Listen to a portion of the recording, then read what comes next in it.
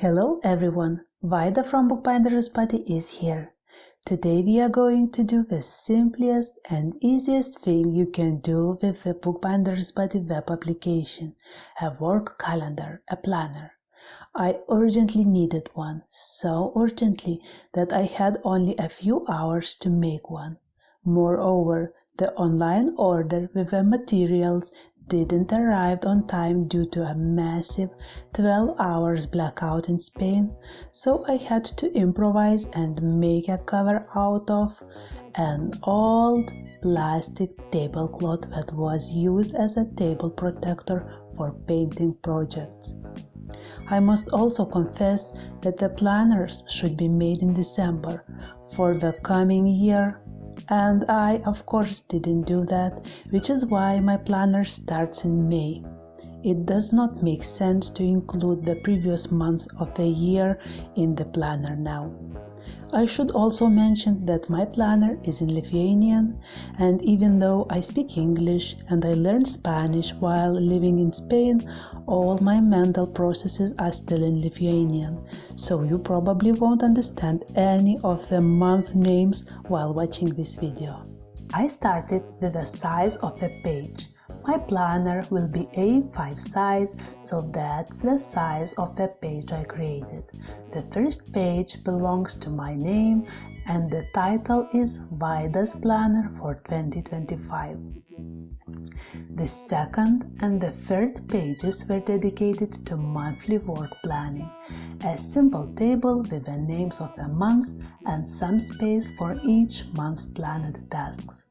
I can't wait to fill these boxes because my head is full of things to remember for half a year ahead, and there is no space to remember the simple everyday things anymore. So that's why I need this planner so much.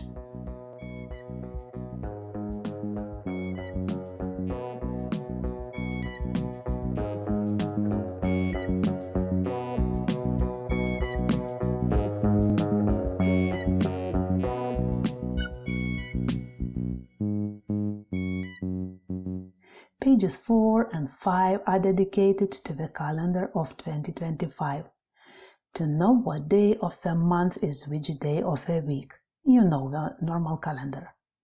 The problem is that I thought I could just paste a calendar downloaded from the internet, but I realized that I needed to find the right format, the right size, and so on, so I decided to just make a simple table and fill it in manually because it would be much quicker for me.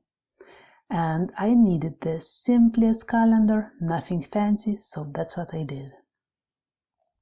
You can certainly make it much nicer, and I would do if I had more time, but this was a last-minute project, and I have to say that in this case, for me, it was the convenience of the planner that was the most important thing, which I think I achieved.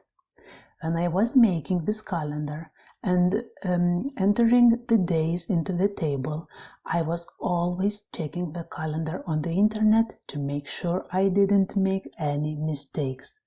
I have to say that I am amazed at how easily and quickly all the data was entered.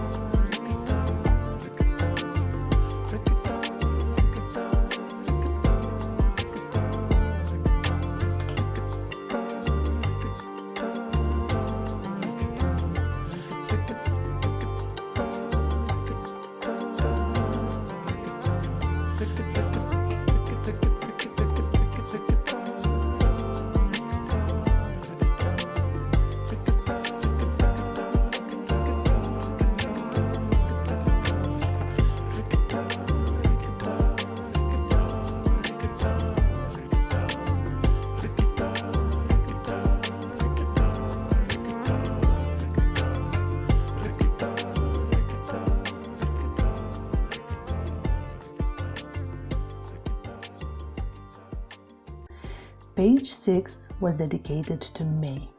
I made a table with the days of a week and month. Just as second and third pages were dedicated to an overview of the month tasks, this table is dedicated to the activities of each day of the month.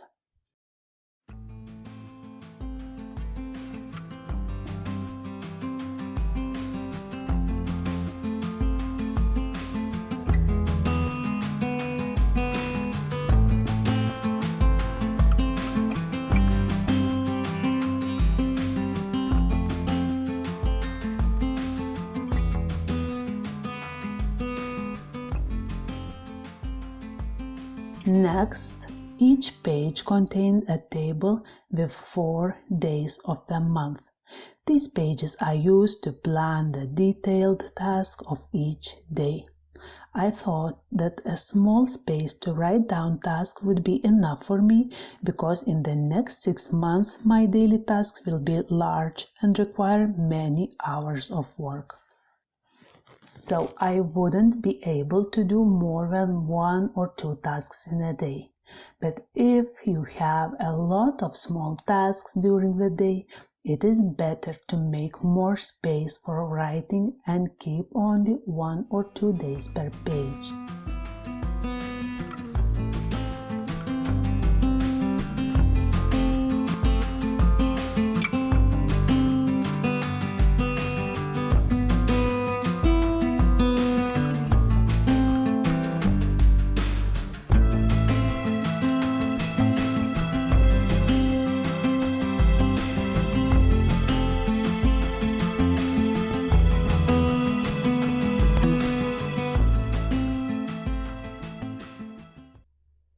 Once May was fully completed, June was next. Everything was the same. First, I made a table with the days of the week and the month to give an overview of the daily tasks in the context of the month, and then each page was dedicated to 4 days of the month for a more detailed planning of each day's workflow. And so I have done with all the remaining months of the year until the end of December.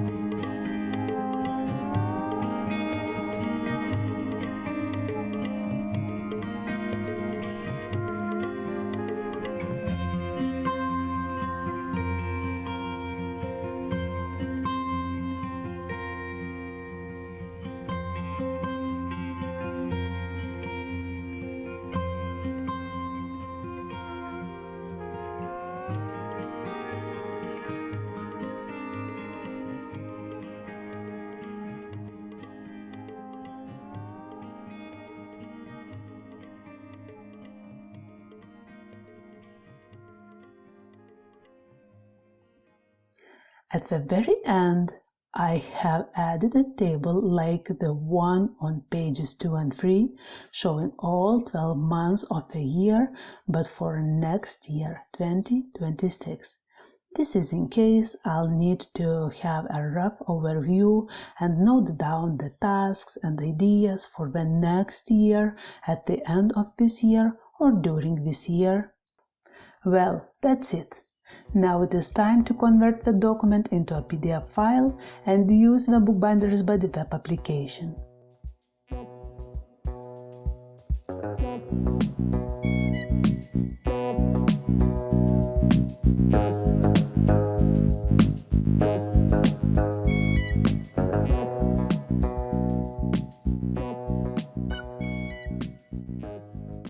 I uploaded my PDF file.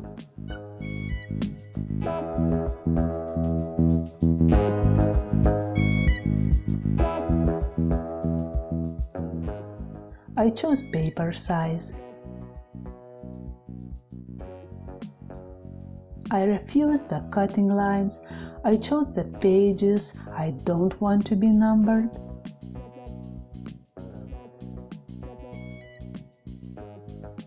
I chose the size of page numbers for the rest of the pages. I chose the distance of the page numbers from the bottom. And I clicked Preview.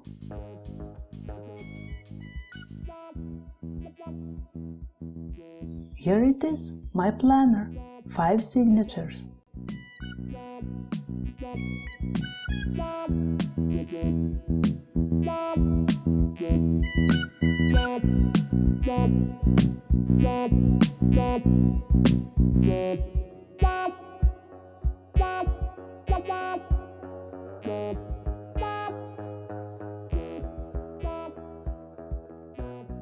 I clicked Submit and I got the zip file on my computer.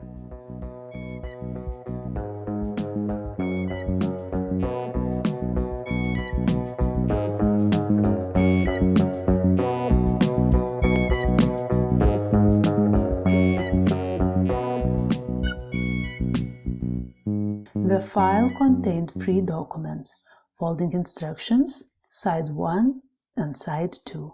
Side 1 is what you have to print with your printer, and side 2 is what you have to print on the same sheets of paper but on the other side. Folding instructions are needed in case you get lost between pages and signatures. So, it is time to print our planner.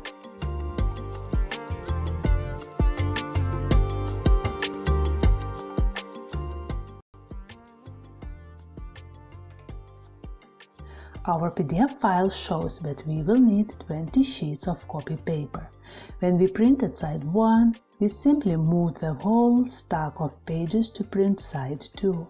And now we have them, all the pages out of planner are fully printed, and we can start binding the book. When we work the Body app, it generates signatures made up of 4 sheets of paper or 16 pages of content in total. If your PDF file has such a number of pages that it cannot be evenly divided by 16, then the last signature or the last 2 signatures will be smaller. The folding instructions and the preview function in the application will help you to understand all of this. In this case, all the signatures contain 4 sheets of paper or 16 pages.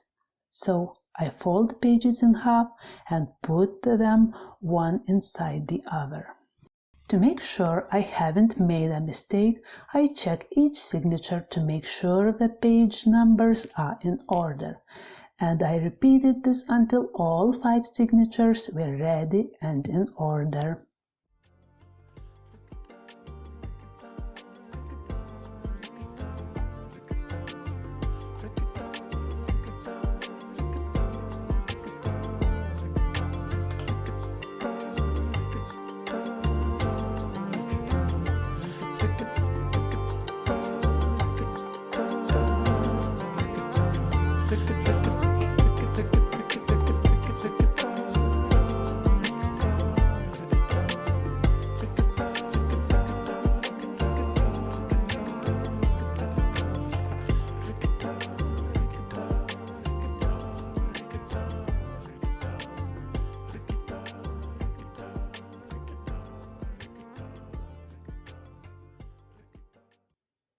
With so few signatures, the work is quick and easy.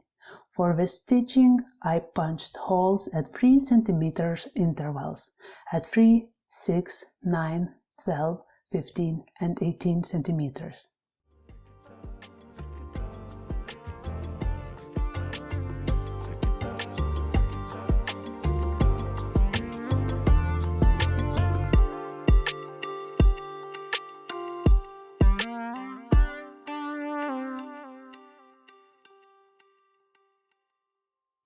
Then I chose 2 identical sheets of nice paper for my end pages. I cut them to the same size as all the other sheets of paper. I folded them in half and punched holes at the same intervals.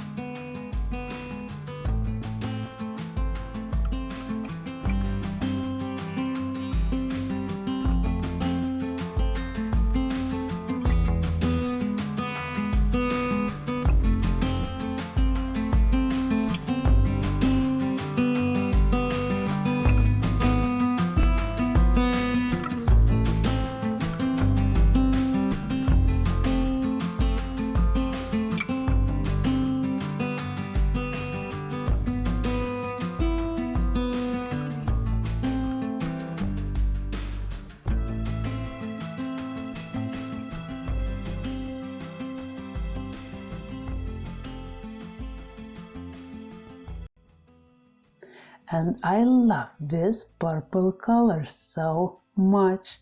Do you like it? So it's time to stitch my book.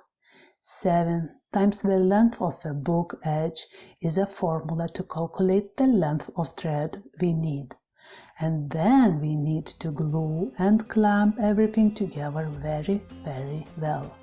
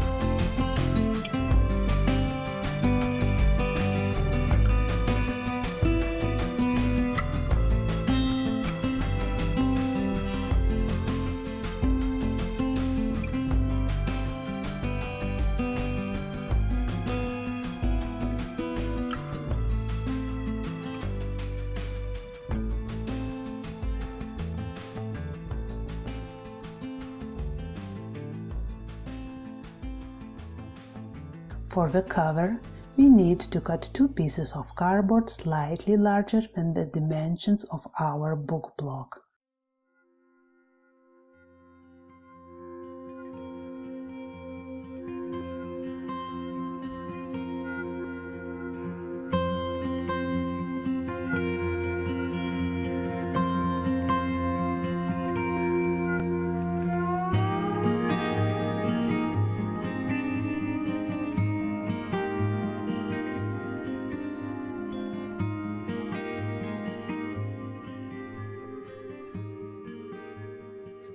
And that's where my plastic and dirty of paint tablecloth shined like a star. I never thought I would ever cover the cover of a book with plastic tablecloth. But you wouldn't believe that a good idea it was. First of all, the whole inner side of this tablecloth had a thin layer of cotton, which allowed it to absorb the glue well and stick firmly to the cardboard. It also turned out to be very flexible and easy to work with. Secondly, these plastic tablecloths are very beautiful in all sorts of patterns, and you can get things you never dreamed of. And thirdly, they are incredibly cheap, much cheaper than any other product for decorating book cover. I probably wouldn't use this product if I were making a book for a client, but as an art teacher at school, it is definitely worth trying out it with my students. So, I cut 2 pieces for both covers, front and back. I made a note of which was which and glued the cardboard pieces to this plastic tablecloth. I cut off the corners, found a piece of eco leather or synthetic leather that color matched with my cover, and that would be a spine of my book. I glued both covers to it, then glued the remaining sections of the plastic tablecloth with glue. I folded it over and pressed it firmly in place with the clamps.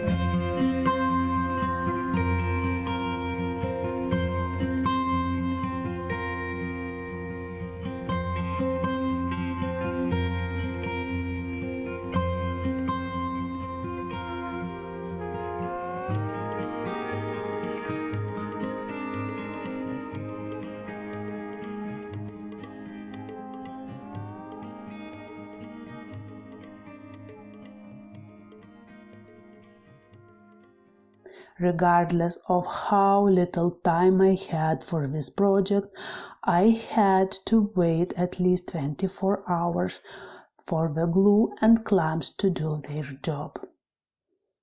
The next day, I removed all clamps and I glued my book block into the cover as tightly as possible.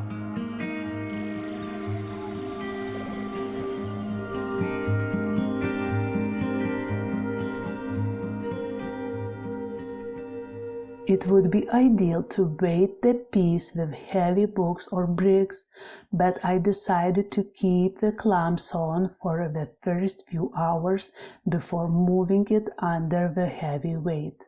And yes, again, I had to wait for 24 hours before I opened my book. The other day, my book was ready to use, but I decided it was still missing some detail on the cover.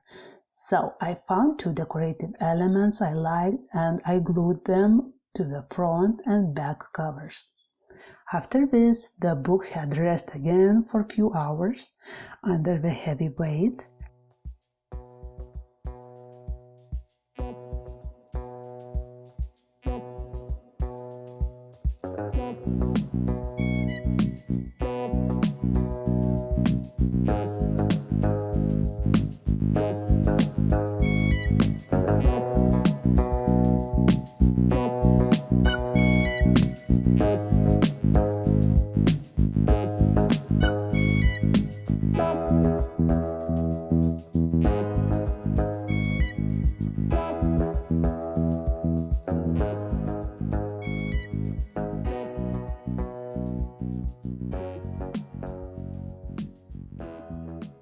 And then, when everything seemed to be finished, I saw the incredible wrinkling of the book pages. This is because of the humidity in the environment. My house, like the whole part of Spain where I live, is very, very humid, and the air is full of microscopic water droplets. You cannot see them or feel them, but you can see their effect on the paper. It is a pity, but after all this work, I had to put the book under the press for at least another 24 hours to allow pages to flatten. But on the other hand, I am very pleased with the result. Even though it is not the most beautiful or the highest quality book I ever made, it is for me, for my needs, made under almost extreme circumstances and with a great deal of urgency, and I am very happy with the result. Thank you for being here with me. See you next time and bye.